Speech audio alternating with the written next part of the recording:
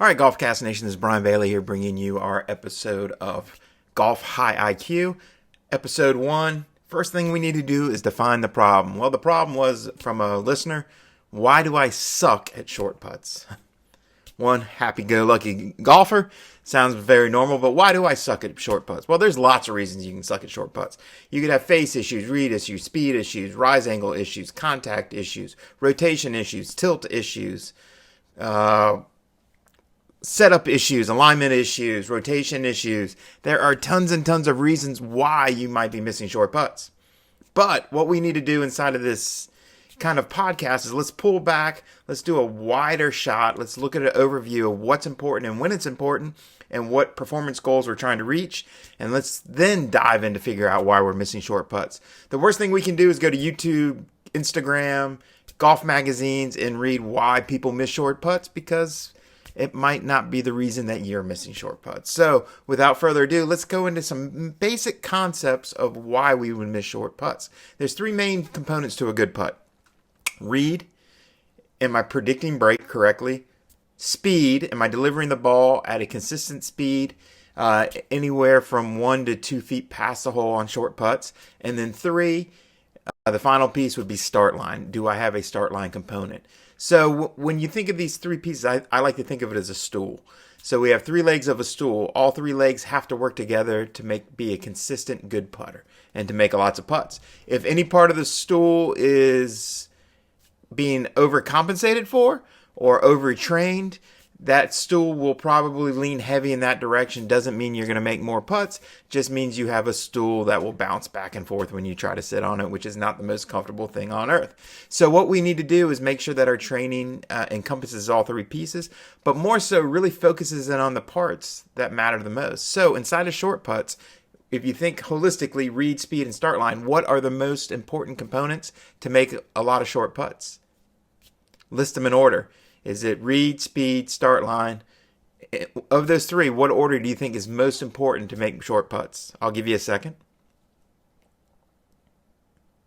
The data shows that it is read is number 1, speed is number 2, and start line is the least important. Think of how you train. I guarantee you do a lot of start line drills, especially on short putts. Why? Because that's tangibly the easiest thing to understand. So what we have to be able to start to do is when we miss short putts, we need to be able to understand, was it a read issue? Did I miss it high or low of my line? Was it a speed issue? Did I leave it short of the hole on short putts? Please don't. Or maybe hit it too far past the hole. And then again, 3 would be start line. Did it start relatively on line? So here's the funny part. From 3 to 6 feet, which is what we're going to define as short putts, your face can be 2 degrees open and closed. As long as your read and speed is good, you're going to make a bunch of putts. So how important is start line? Somewhat. It's not inconsequential, but it's less important. But if I'm at 6 feet and I have a really good start line and my read is wrong, I probably missed the putt. And then the same kind of thing. If I'm on 3 to 6 feet and my speed is wrong, I'm hitting it too hard or too soft, I'm going to miss a bunch of putts. So again, in the variance and understanding your game, you need to really be able to understand, why am I missing short putts? Was it read, speed, or start line? And again, it is in that order on short putts.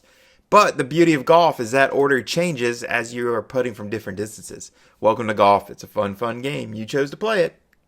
So with that, now that we have a good understanding of what's important and what concepts we're really going to focus in on, let's look at some simple performance goals. So inside of GolfCast, we break you down into 4 main components. We have newbie, which is kind of a beginning golfer, someone shooting in the 90s and the 100s. Casual golfer shooting somewhere in the 80s. Dangerous golfers starting to break 70. And then we have kind of the enthusiast shooting low numbers, par or better, right? So what do these make percentages look like? So when we do short putt assessments, I'm assuming you're going to make 1-footers and 2-footers. If you're not making 1 and 2-footers, we'll run a secondary video for that. But the majority of us should be making a high percentage of 1 and 2-footers. It's really hard to miss those. You really don't have to make much of a read. Speed shouldn't be much of an issue. And again, start line, man, your face can be all over the place and make a bunch of putts. So we're really going to look at 3 to 6 feet. So when we do most of our testing and assessments, we're going to do distances from 3 to 6 feet. So the newbie should be making roughly 50% of your putts from 3 to 6 feet. So if I drop 10 balls between 3 and 6 feet and randomly start putting to a hole outside or on a putting mat, I should be making 50%. A casual golfer is about 10% higher than that. They should be making about 6 out of 10 putts. A dangerous player is going to be about 65%. So we're going to say 6 to 7 putts. And then a really good player, par player, beating par, we're looking at 75%.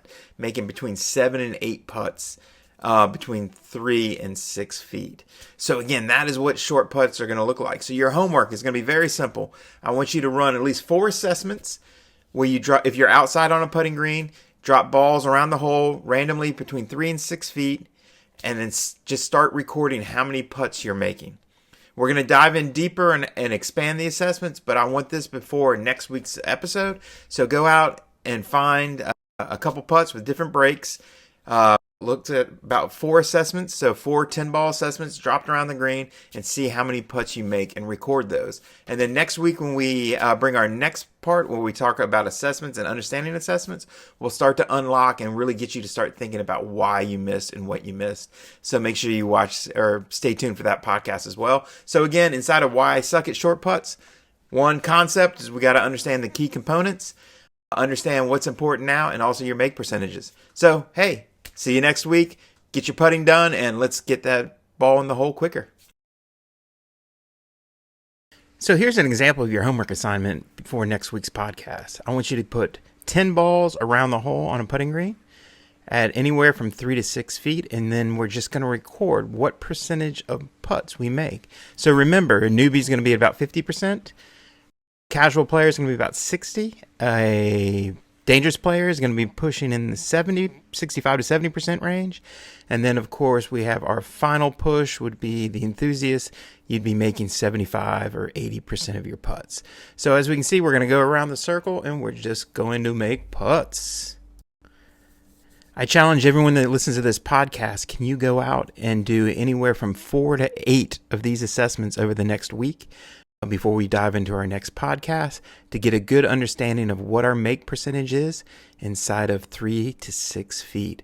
Again, 50% for the newbies, players that are going to shoot 90s and above, 60% if you're shooting in the 80s as a casual golfer, 70% or 65 to 70% for 70 shooters, which we call dangerous. And then, of course, we're going to be looking at 75 to 80% for those that are converting at the level of enthusiast, aka breaking par. So this, again, will give you a good understanding of your abilities and what it looks like and what your make percentages are. Good luck to you.